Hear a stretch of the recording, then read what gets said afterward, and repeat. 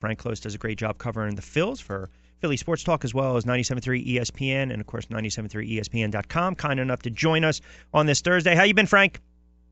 I'm doing well. How about yourself? I'm doing well. Appreciate a couple moments as always. And the first thing that stood out, listen, sometimes you just run into a better pitcher. Last night, Gazelman pitched very well, but I also thought Velasquez actually had one of his better starts of recent memory. The problem is he just had the one mistake to Bruce. Yeah, he seemed to fall apart a little bit in that sixth inning. You know, it's funny.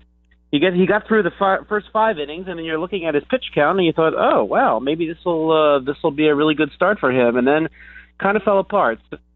But yeah, Jay Bruce is a really, really hot bat right now. Yes, he does. He's not missing a lot of anything.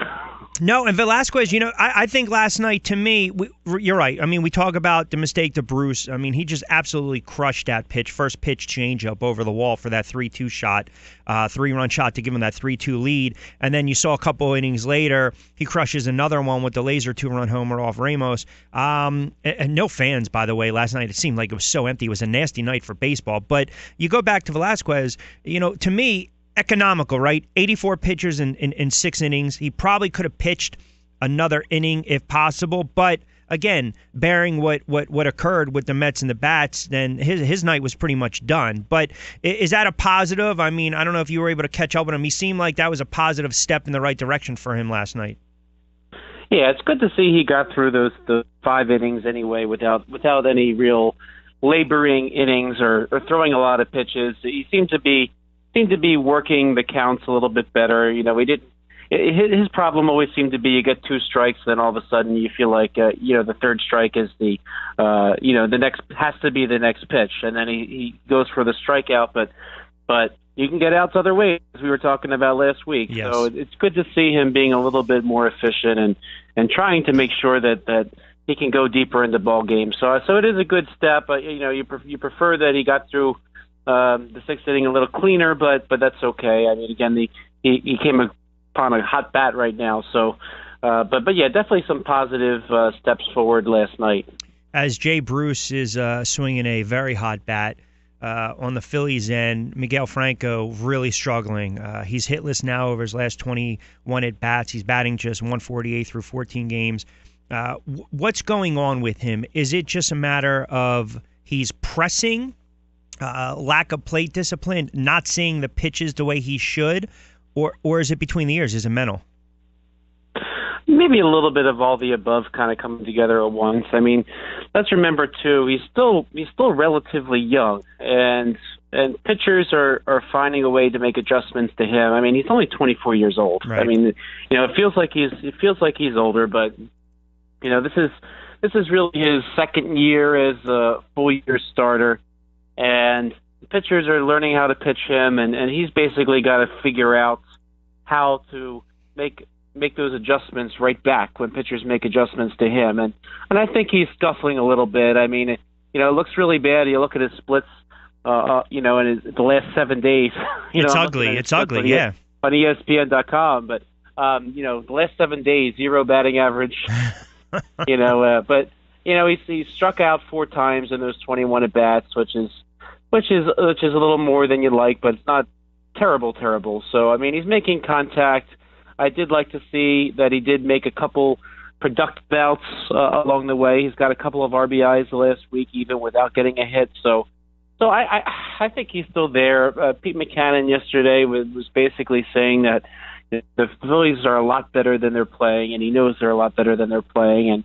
And you know what? You can't get through a whole year without any bat going through a stretch like this. It's very rare that someone can sustain the entire season playing at their best. So hopefully this is just a little blip, and he can get back to being himself. And again, we talked about last week. Hopefully, a little bit of lineup protection will help him along the way. I mean, Michael Saunders is decent veteran bat behind him. I mean, he's hitting 271, which is decent. It's not. I don't think he necessarily makes the pitchers fear him and feeling like they have to pitch to Franco. But hopefully we'll see them get into a groove there where they work off of each other in the lineup. And I don't think this is a major problem. I don't think anything's majorly wrong. It's just probably one of those weeks, and part of that again being pitchers making adjustments to Franco and trying to figure out how to adjust right back. Listen, at the end of the day, when the season ends, he'll probably have his 20, 25 home runs. He's going to have a high strikeout, probably to walk ratio, because that's just who he is. He wants to try to drive the ball over the fence. I mean, there are some times where I'd like to see him work through the count a little bit and make the pitcher work. But you're right. I mean, he is relatively young. And they have young. This is a young lineup, especially that infield. I mean, you look at Tommy Joseph, right? And you talk about Tommy Joseph and his plate discipline. The only reason I bring Tommy Joseph up right now, which is probably you're thinking to yourself, what are you talking about Tommy Joseph? Because he's just like Franco. They're so relatively new to the bigs. Is I'm looking at this kid Hoskins down in AAA. And all of a sudden, it seems as though if he keeps lighting the world on fire, we might have this discussion in a couple months. All right, is he pushing now to make it up to the Phillies to get some at-bats? So that's the way I look at it. I mean, to me, I think Joseph will eventually get things going, but just early on, a couple weeks into the season, what's your overall, I guess you can say, assessment? How would you look at Tommy Joseph right now? Well, certainly hitting 159 is not too wonderful. I mean, I'm looking at his splits. The question going into the season was, can he hit against right-handed pitching? He's batting 167 against righties, but he's also batting 125 against the lefties. So that's a little bit of a concern, and you got to wonder if he feels a little pressure, the people breathing down his neck. I mean, you have Brock Stosky on the roster who's going to play some outfield, but really he's a first baseman only. We already saw that he got a couple starts at first base against some righties, tough righties. So maybe he feels a little pressure there.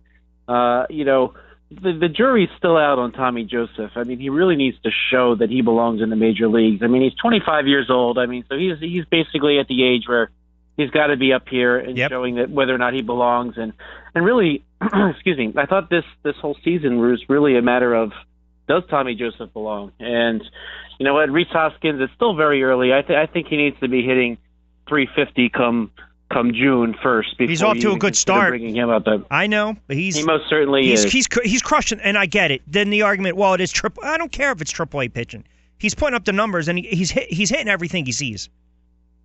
That's very true. And when you get a AAA that you don't get at the other levels, and I think this is kind of worked against Cousins, is you get a lot of, if you just think of the Phillies, they've got a couple veterans down there at AAA that were in the major leagues, know a little bit more about how to pitch to young players. So the Pat Vendettis of the world, the Michael Mariotts of the world, they're in AAA. They have major league experience. Well, guess what? Every other team has players like Pat Vendetti and Michael Mariott in their system. So Dylan Cousins seems to, be struggling a little bit against those who have that experience. But Hoskins seems to be picking right up where he left off last year, and he's now hitting 317. He crushed 4 home runs already. So, but I still think it's a small sample size, But if he's hitting in the threes and when you get to June 1st, and if Tommy Joseph is still scuffling along in the 100s, and then maybe you think about making a change. But the Phillies really need to know what exactly Tommy Joseph is, and is he an everyday player?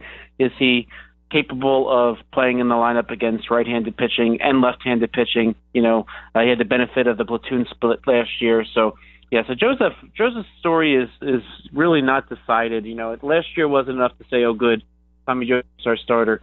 So they have a ways to go with him, and I think we really do need to see how well he rebounds off of some struggles like this, because last year playing in the splits, he basically got to face the left-handed pitching, which he did very, very well against. This is his first time really seeing both sides of the plate, and here he's going to basically write his own ticket going forward. So, in a lot of ways, we just need to wait and see what happens. I thought you brought up 2 interesting points, too, and again, a couple minutes with Frank Klose, our Phillies Insider, and, of course, does great work with 97.3 ESPN FM and Philly Sports Talk. When you talk about a player like Tommy Joseph, I think right away what happens is everyone looks at 2007. Okay, he had well over 300 at-bats.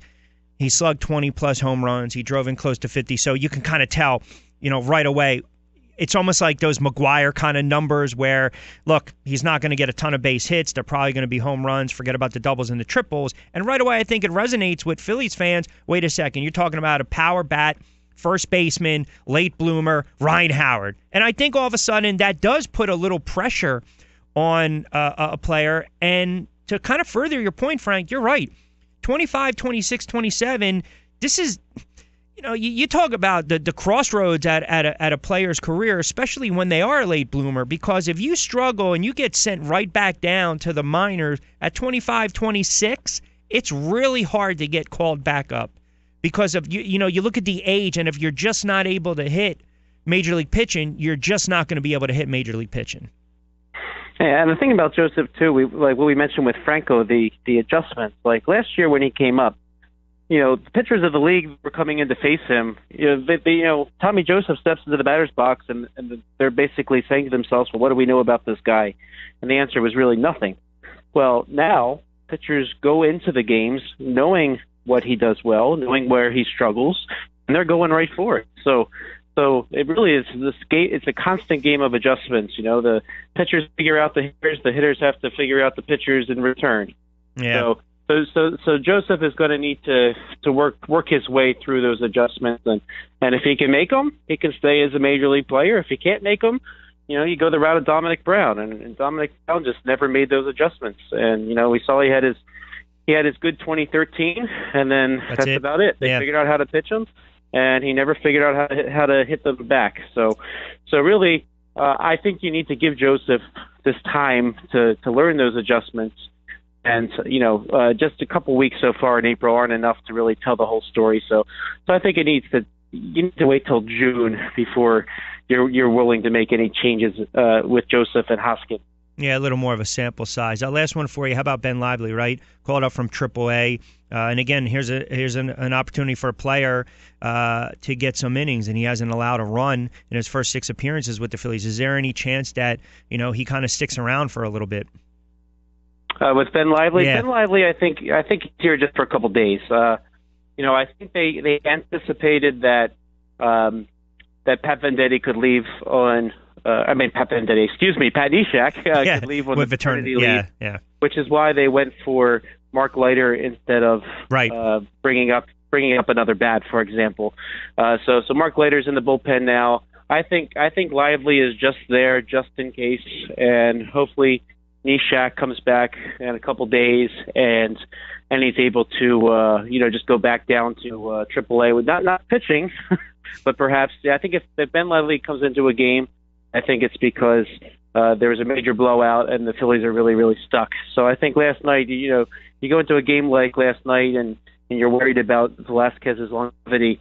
It's good that you have another arm out there that can go a few innings just in case. So I think in an ideal world, he gets a little bit of flavor of the big leagues, goes back down to AAA, really craving to come back, and we see him eventually this season, perhaps when they traded Jeremy Hellickson or the like, hopefully with no more injuries. And Leiter Jr. called up after the Phillies lost Howie Kendrick. So the Phils and the Mets will do it one more time tonight as they close out their 3-game set. Pretty good pitching matchup with Nola and who is it? Syndergaard's pitching tonight. You know what? I'm trying to remember off the top of my head, but yeah, that sounds about right. They missed him last time. Hey, he is our Phillies insider. Syndergaard. Yeah, Syndergaard. Again, so every time you turn around, you're going against. Yeah, it's going to be Nola and Syndergaard. They'll hit the hill tonight. And here's another thing, right? You talk about these bats struggling. The Mets get Familia coming off his suspension as well. So good timing for the Mets. Not good timing really for the rest of the NL East and possibly the Phils tonight. Yeah, their bullpen will look very, very, very different with Familia. Their struggles have been from the bullpen so far this season. So the Mets really, really, really need Familia. It's amazing too. Real quick, when you look at the NL East, and you look at the Mets lineup in the starting rotation, and they've struggled a little bit, but we know some of those bats are typically cold in April, especially like a guy in Granderson. And I think the knock was you got to be able to move Bruce last year, and that's all people talked about in the offseason. I was like, you know what? No, because he's capable of going on a tear, and we're kind of seeing it right now. So if anything, that kind of scares the rest of the NL East, but then you turn around, you look what the Nats are doing in their lineup, and they're putting up runs all over the place. So I just think it's, in one regard, you do have to have patience with younger players. And I also think, with the same respect, you have to have patience sometimes with veteran at-bats, because guys that are sluggers, that are home run hitters, eventually they come around. And right now it's paying dividends early on for the Mets and Bruce.